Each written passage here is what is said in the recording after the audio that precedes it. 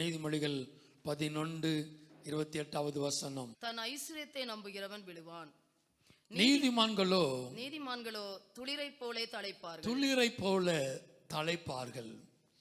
நீதிமான்கள் துளிரை போல தழைப்பார்கள். யார் துளிர் விடுவார்கள்? தெரிந்து கொள்ளப்பட்ட கோல் துளிர் விடும். நீதிமான்கள் துளிரை போல தழைப்பார்கள். நீதிமான்கள் மேல வாசிக்க கேட்ட 37ஆம் சங்கீதத்தில் 25ஆம் வசனம் சொல்கிறது, நான் இளைஞனா இருந்து முதிர் வயது உள்ளவனும் ஆனே, ஆனாலும் நீதிமானின் கைவிடப்பட்டதையும் அவன் சந்ததி அப்பத்துக்கு இறந்து திரிகிறதையும் நான் காணவில்லை. நீதிமான்கள் மேல கர்த்தர் பெரிய ஒரு ஆசீர்வாதத்தை கர்த்தர் வைத்திருக்கிறார். நீதிமான்கள் துளிர் விடுவார்கள். நீதிமான்களை குறித்து நீதிமொழியின் புஸ்தகத்தில் வாசிக்கிற பொழுது 9ஆம் அதிகாரம் 10ஆம் அதிகாரம் 11ஆம் அதிகாரம் முழுமையினில் வாசித்து பார்த்தால் நீதிமான்கள் மேல் வைத்திருக்கிற ஆசீர்வாதத்தை ஒரு பெரிய ஒரு பட்டியல் போடுகிறார். நீதிமானுடைய சிரசின் மேல ஆசீர்வாதம் வந்து இறங்கோ. நீதிமானுடைய பெயர் புகழ் பெற்று விளங்கோ. நீதிமானுடைய வாய் ஜீவ ஊற்று. நீதிமானுடைய பிரயாசம் ஜீவனை கொடுக்கோ. நீதிமானுடைய நாவு சுத்த வெள்ளி. நீதிமானுடைய உதடுகள் அநேகரை போஷிக்கோ. நீதிமான்கள் வாய் ஞானத்தை வெளிப்படுத்தோ. நீதிமான் இக்கட்டிலிருந்து விடுவிக்கப்படுவார். நீதிமான் நன்றாயிருந்தால் பட்டணம் கலிகூரோ. நீதிமானுடைய சந்ததி அது ஆசீர்வதிக்கப்படும். நீதிமானுடைய ஆசை நன்மையானதை பின்பற்றோ. நீதிமானுடைய பலன் ஜீவ விருட்சம். நீதிமானுக்கு பூமியிலே சரி கட்டப்படும். ஆமென், அல்லேலூயா. இப்படி நீதிமான்கள் மேல் வைத்திருக்கிற ஒரு பெரிய ஆசீர்வாதம் நம் வாசிக்க கேட்ட சங்கீதம் 37ஆம் சங்கீதத்தில் 32ஆம் வசனம் அப்படிதான் சொல்கிறது. துன்மார்க்கர்கள் அவன் மேல கண்ணை வைத்து அவனை கொலை செய்வதற்கு வகை தேடுவார்கள். கர்த்தரோ அவனை அவன் கையில் விடுவதில்லை. கர்த்தர் அவனுடைய கையில் விடுவதில்லை. அங்க பாருங்க இன்னொரு வசனம், நல்ல மனுஷனுடைய நடைகள் உறுதிப்படும். அவனுடைய வழியின் மேல கர்த்தர் பிரியப்படுகிறார். அவன் விழுந்தாலும் தள்ளுண்டு போவதில்லை. கர்த்தர் தன்னுடைய கையினால அவனை தாங்குவார். ஆமென். நீதிமானை கர்த்தர் துளிர்விட பண்ணுவார். அப்படின்னா யார் நீதிமான்? யார் நீதிமான்?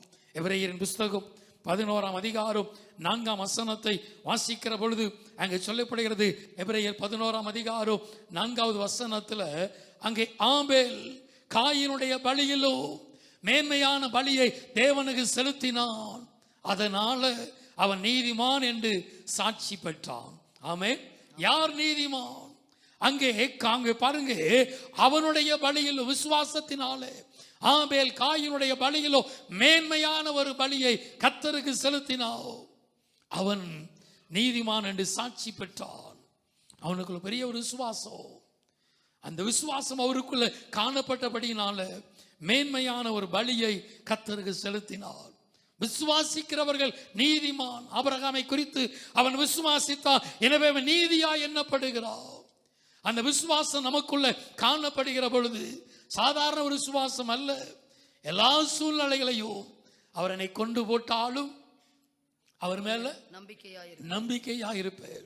அப்படிப்பட்ட ஒரு விசுவாசம் இயேசு கிறிஸ்து சொல்லுகிற பொழுது, கடுகளவு விசுவாசம் உனக்கு இருந்தா இந்த மலையை பார்த்து பெயர்ந்து தள்ளுண்டு சமுத்திரத்துல போன போயிரும்.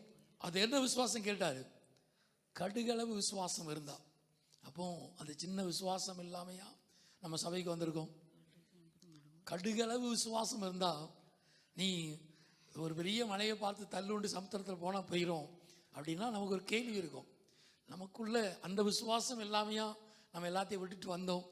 புறஜாதி மார்க்கத்தில் இருந்தோம், எத்தனையோ சூழ்நிலையில் இருந்தோம், நம்பி தானே வந்திருக்கோம்.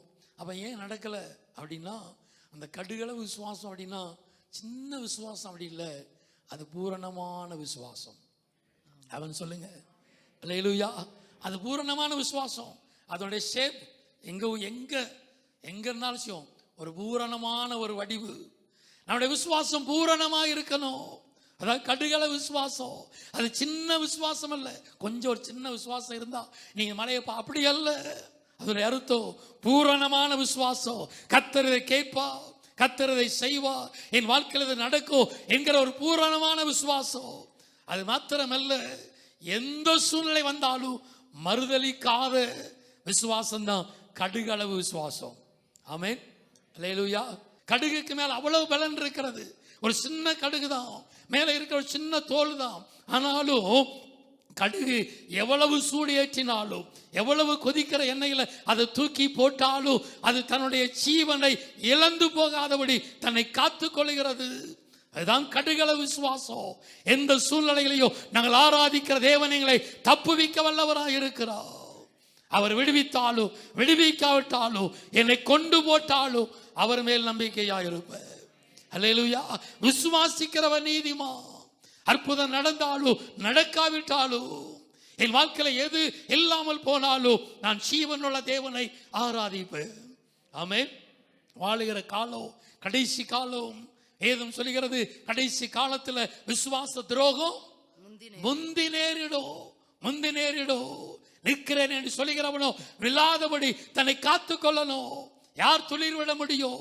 நெருக்கங்கள் வரும், உபத்திரவங்கள் வரும், பாடுகள் வரும், கஷ்டங்கள் வரும். என்ன வந்தாலும் என் ஆண்டவருடைய நாமத்தை மறுதலியாமல் நிற்கிற பிள்ளைகளுடைய வாழ்க்கையை கர்த்தர் துளிர் விட பண்ணுவார். அல்லேலூயா. அப்போஸ்தலருடைய வாழ்க்கையில் அதுதான் நடந்தது. சீசருடைய வாழ்க்கையில் அதுதான் நடந்தது. எல்லா சூழ்நிலையிலும் கர்த்தருக்காய் வைராக்கியமாய் நின்றார்கள். கர்த்தருடைய வாழ்க்கையை துளிர் விட்டார். இன்னைக்கு உங்கள் வாழ்க்கையை கர்த்தர் துளிர் விட விரும்புகிறார். உன் வாழ்க்கையில் என்ன நடந்தாலும் விசுவாசமானது நம்பப்படுகிறவளின் உறுதியும் காணப்படாதவளின் நிச்சயமாக இருக்கிறது. நாளில் காணப்படாத ஒரு காரியம், அந்த காரியத்தை நம்புவது, அதை விசுவாசிப்பது, இந்த விசுவாசத்தை தான் கர்த்தர் நம்மிடத்தில் எதிர்பார்க்கிறார்.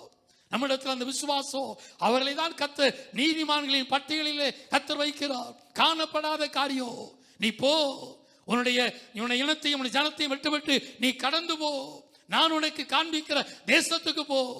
எந்த தேசம் தெரியாது, எப்படிப்பட்ட ஒரு தேசம் தெரியாது. காணப்படாத தேசத்திற்கு விசுவாசத்தோடு கடந்து போனான். விசுவாசியின் தகப்பனாய் மாற்றப்பட்டான்.